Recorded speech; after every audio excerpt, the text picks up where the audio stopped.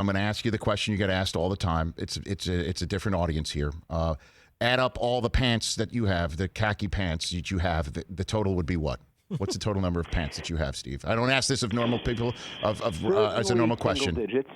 Okay, certainly single digits. Okay. I'm going to say 5. I think 5 is probably the answer. All the same color?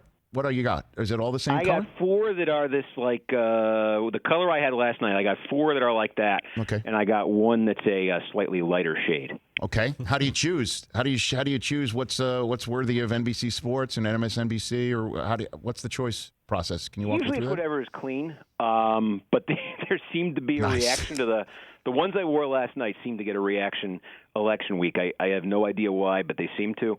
So I figured kind of last night I was talking to the NBC guys, and I was like, is there a wardrobe thing here? Do you want me to wear anything in particular? And they just said, no, just do what you did for the election. So I was like, okay, well, that takes the pressure off. I've got you covered there. I mean, that would be like, to use the analogy that you will definitely get being a Patriot fan.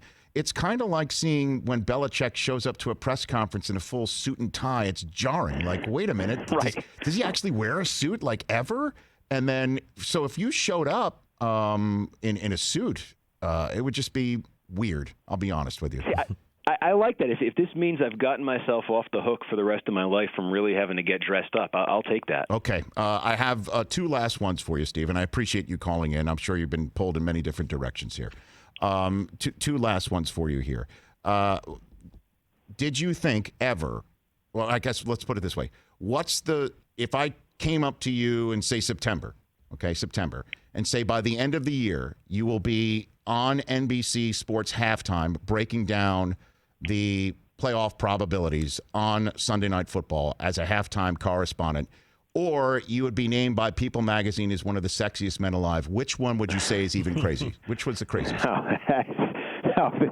The second one is the craziest one, and you want to talk about where there might be vote fraud and where there might be tabulation errors. I think whoever added that up for that People magazine thing there, I don't know how I got on that list. I tell people they got the alive part right. Are you saying that the Dominion voting system was used by People magazine? Is that what you're saying, Steve? That might be the place to look, the People magazine voting, because trust me, it baffles me and it baffles most people who know me how that would have happened. Hey, you watched all the way to the end. Thanks for that. Watch more right here.